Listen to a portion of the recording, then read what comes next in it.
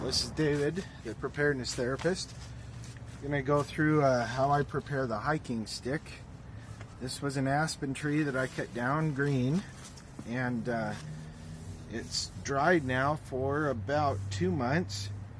I left the bark on, and now I'm taking the bark off, and frankly I'm recording this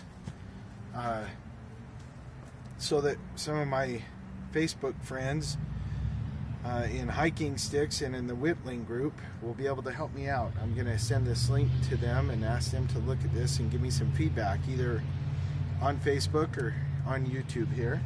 So this is what happened. This is what the bark looked like, and I took a saw and I trimmed these off, all these limbs. There's a number of different stages on this. Yesterday I went through this and used my knife, a knife. Typically, it doesn't really matter, I guess, does it, what kind, but stripped off the bark, but it wasn't like that. I stripped off the bark so that it looked like this. You see, I get most of this green bark off, and then there's this brown underneath. And then with these, I just kind of whittle them away. Probably take about 20 swipes at this, and it gets rid of these great big bumps here, the branch leftovers. And then when I'm left with this, what I do is I either use the back of my knife to go through and do that, but I like a little bit more of a 90-degree angle than is on this knife. So my son-in-law owns a welding shop, and I just got a piece of metal out of his garbage bin, and it seems to work really slick. It takes off this bark pretty easy, this inner bark. It leaves a pretty nice surface. The areas of the wood where my knife actually cuts through this inner bark and into the wood itself. I don't know if you'll be able to see this. Right here that happened. It leaves some sharp ridges from the knife blade, and so when I'm going over it with this, it tends to make those a little bit more smooth. Now, my question is there a better way to do this?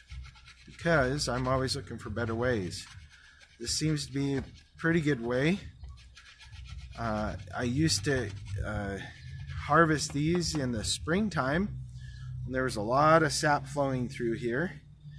And when you go to take the bark off in the spring, because there's so much sap and it's so wet, you can just peel these off and it just comes off really smooth already.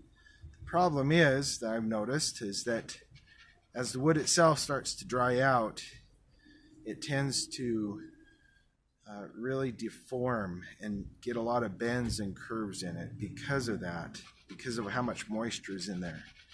So most everything I've read in my experience is now showing that we harvest in the fall or the winter when there's less sap flowing through these trees, and when that happens, then the shrinkage is quite a bit less, and the bending is quite a bit less as well. So any of you out there who have experience with making hiking sticks, walking sticks, or harvesting wood for whittling or carving, please let me know, however is easiest for you, any ideas or suggestions to make this a better process. This is what I do. I suppose that I probably put about 30 minutes into each stick that I harvest this way and end up cleaning up, and then I'm going to paint it by lightning and make this into either a hiking stick or a wizard staff and sell at Renaissance fairs. So yeah, thanks for watching, and I appreciate any help or any assistance you have for me. I've got so many degrees behind my name that I've got more letters in my degrees than I do in my name. But all that's taught me is that there's so much I don't know. So I'd really appreciate learning from those of you who do know. Thanks.